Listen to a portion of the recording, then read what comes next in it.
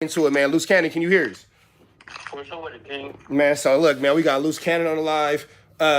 Feuds turned into, I ain't gonna say friends because we ain't friends, but we figured it out. Words over whoopies. Words over whoopies. Mm-hmm. But let's jump right into it, man. How you we was talking in the DMs, and the first thing you said is, "What about Brick?" Let's start there. So when you say "What about Brick?" What about Brick? You know what I'm talking about. You talking about like all this. See, let me be politically correct, right?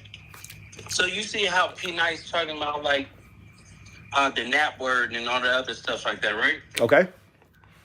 But he's supposed to. And I'm from the neighborhood, but at the end of the day, is we don't get along with tramps, and it's okay. I got homies from tramps, but I get along with them, but I don't get along with their game. And that's what people don't understand. They get it misconstrued and say, we dissing and stuff like that, but we always gonna diss. And it's crazy because that's the other side. That's the opposite side. I get along. I love what DW Flame and them doing. Certain things they've been doing in the media right now, I call it snitching. And everybody else should be calling it snitching too, because when I have my fair shares of stories and stuff like that I'm telling about myself. You get what I'm saying? Niggas saying, oh, you telling and stuff like that, but that's not telling if you describing or telling a story about yourself. All right, so let's stick to one thing at a time. We're gonna get to all that. So let's go. So when you say that Brick being around DW Flame and them and that word is being uttered, because we're not gonna do no diss on our side. What you say is what you say, but we don't use certain words on our side. You feel me? Yeah, of course. But what do you expect as Brick Baby being in a podcast space inside of a no jumper building? What is he expected to do in that moment? As soon as if the nigga said like pass me a nap, I'd be like, okay, tramp, and then they would have been cool. So you think that he should have disrespected him back? I think that it shows that if we talking about like two gangs and O's and trades or whatever, you got to make light of something, because it was a slip up, and then he should have just said, "Oh, whatever, tramp," and everybody would have been cool with that. Okay. And DW Flame had to respect that, and so did Big Baby, because y'all were quote unquote homies. So if y'all quote unquote homies, that gang politics shouldn't get a interference with a friendship, not at all. So because when we go to jail, we don't see no gang politics. It's just blacks. So let me ask you this question: despite the fact that DW Flame apologized, then what? Because DW Flame did, in fact, apologize profusely, but even still after that, I've still heard you kind of be on Brick Baby head about it. Like, basically, so what? An apology ain't enough. No, see, I wasn't on Brick Baby head. See, the thing is like this. He said that word, and when he said that word, and when they bring up a topic of me, a Trajan should never, ever speak about just like I would never, ever speak about DW Flame in their situations. I only did that because they spoke about me. You get what I'm saying? So if we haven't polished in certain politics and stuff like that, DW Flame should have knew, like, yeah, let me stay out of that. You get what I'm saying? But he did it. He engaged in that conversation where he know certain situations you just don't do. And that's exactly what he engaged in, something that he shouldn't have. Which was what?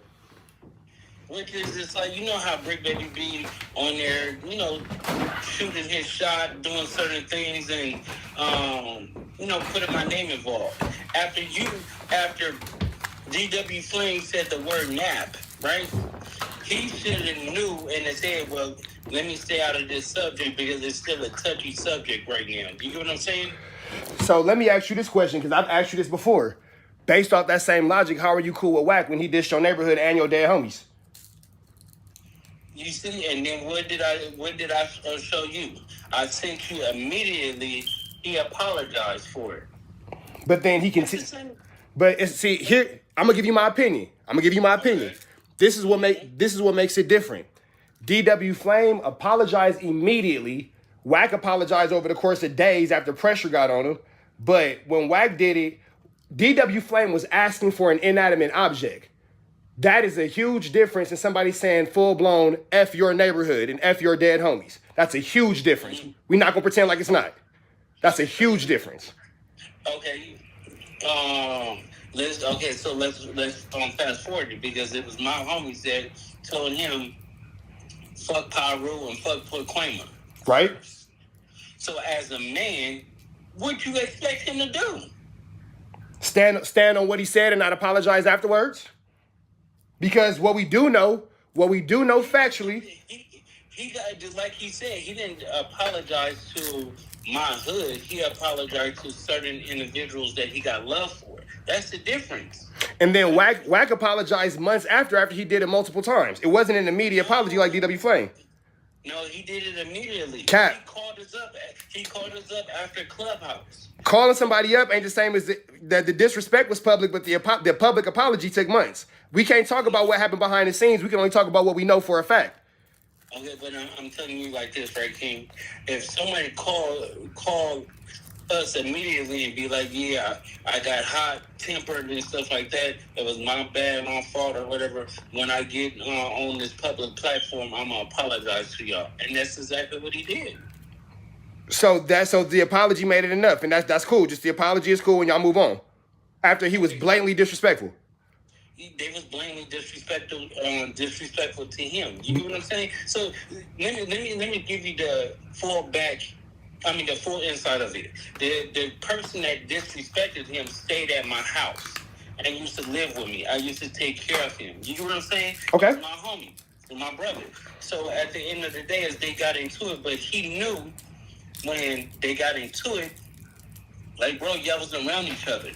Why are you cloud chasing and telling him Elf Pyru and Elf Paquema when basically, like, you had the same opportunity to say to his face? And that's what I was confused about. So when he said it on a Clubhouse platform and Wack said it back or whatever, Wack immediately got off the phone. He called me, S-Mac, and a couple of the other homies and was like, bro, I want to apologize to y'all. You know what I'm saying? And then he explained himself. But see, the thing is, he's from Pyru. We still from Rolling 60s. We just don't get along, but he get along with us. Just because we have a relationship, that don't mean that I fuck with your neighborhood. And that's just how it is. And that's what a lot of these fake niggas be doing. Be like, oh, okay, I fuck with this person, and I wasn't. When you go to jail, niggas gonna be like, nigga, I don't give a fuck if you fuck with that homie, nigga. You still an enemy. We still have to get in. And that's just how it translates in the streets. And when niggas don't understand and realize, like, bro, that's like some fuck shit or some scary shit. You go in the cell and you be like, oh, I know whoop-de-whoop from your hood, and so what, nigga? You an enemy. You still have to get in and run those fades. So based off that's how game making works. So let me ask you this question. Now, this is asking the question off you because it's going to determine my next question. In dealing with these politics and everything that we're talking about in the interview, I would assume that you're looking at it from a political standpoint, based upon the fraternity that you represent within the streets. Mm-hmm. So with that being said, you owe Wack a fade for dissing your neighborhood and your dead homies. That's a fact. No. Even if y'all homies afterwards, y'all deserve a friendly one for sure. But see, you don't understand. Me and Wack and stuff like that, we already had our differences. That's what people don't even understand. We just didn't put it on a public platform. Now you getting it first. So the thing is like. So hold on, real quick. So are you saying that issue specifically has already been addressed between you and him off camera? Of course. Did it get physical? Yes, of course. So don't let me find out. Don't let me find out Wack whooped your feet. Okay, listen. Let me tell you this, right? Wack is no buster. And that's what y'all be getting it confused. Wack is a nigga he's gonna pull out and he gonna pop something. He gonna kill something. You know, you saying did it get in the physical, like a physical fight? So see, that's the difference. You get what I'm saying? Is we met up. He had his crew. I had my crew, and we had mutual friends there. And Wack stood on his business, and that's what I'm gonna tell you. So when you say stood on a business, because I'm talking about specifically when he said F the Rolling 60s, is that the business that you're saying he stood on? Listen, when you say F Rolling 60s and stuff, right? I didn't say that. Wack said that. Don't put them words in my mouth. No, okay, so listen. Just like DW Flame said, fuck naps, right? And you apologize. But DW Flame didn't say that. But hold on. DW Flame didn't say that. Yes, he did. He said naps. But he didn't say F nobody. He asked for a cigarette and the word was derogatory, but he never said F nobody. Wack blatantly said F the Rolling 60s. Okay, so I'm supposed to get mad at Wack after he apologized, stood on his business, and because another nigga did his set in this Pyru. See, y'all, you Trap News, you a smart individual, right? And very smart, because I watch I watch your videos. So you have to really understand this like this. My stance with Wack is always gonna be solid because Wack is a real nigga. The other niggas I'm gonna tell you about, like, they not like that. They not. But Wack stands on his business. He stands on his own ground. Like, y'all be thinking like, oh yeah, he's gonna do it. Now, he's gonna pop you for sure. 100% out of 100% times. Guaranteed. So just based so I can say I said it, because you know I'm gonna do a reaction video to this, because I will react to my own videos. Mm-hmm. It's gonna be said that you putting Pyru business over 6-0 business, and you a Pyru sympathizer when you from Rolling 60s and your neighborhood got disrespected. That's not true. That's what it looked like. Okay, so look, now let me tell you. Yeah, because look, I'm telling you what it looked like. Here's your chance to tell me what it is. Okay, so the thing is just like this, right? And when I said fuck tramps, right? And I stand on that, right? Because I'm Trey K. Nigga, when the nigga Cartoon called me and he was like, why you say this and say that? I said, nigga, because I said it. I said, if it was offensive and stuff like that, I can't take it back. But if it offended you or whatever like that, I apologize. But nigga, I can't apologize for saying fuck trans when I said it. You get what I'm saying? It's like I meant what I said at that time, and it is what it is. But I'm not going to I'm not going to apologize for saying it, because if I said it, I said it. And that's where niggas have to understand. You have to stand on whatever you say. Whatever come out of your mouth, that's what it is. So before we switch gears, because I did want to talk about Cartoon, but before we switch gears, to wrap up the situation about Wack specifically in comparison to his situation where he outright blatantly dissed the Rolling 60s versus DW Flame asking for a cigarette, I'm going to say that It's the same thing. Once you say a derogatory statement, like, it's the same exact thing, bro. You see, you're trying to play fiddle because you don't fuck with Wack. You get what I'm saying? Okay, so does DW Flame owe Brick Baby a fade? Yes, because afterwards, Brick Baby should have left it alone.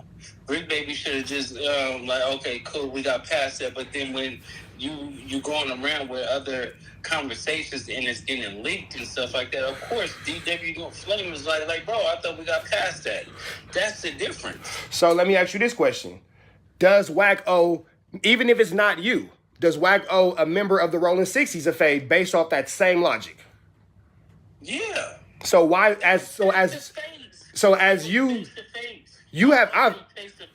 I have heard you say out your own mouth that you are a joint, a fixture, and a high-ranking member of that community, yes? Yes. So if Wack is your homie, why not you be the one to give him that friendly? The point of it is like this, because me and Wack don't have, we're not in that space. You get what I'm saying? And you just said it.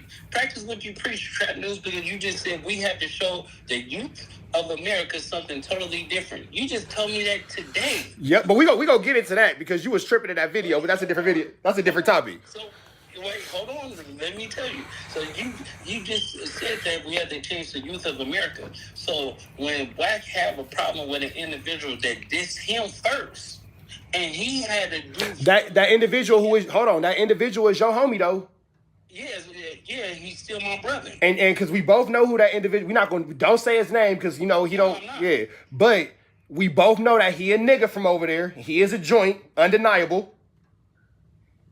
But you have to really understand this, right? I brought them face to face. And who didn't want to fight?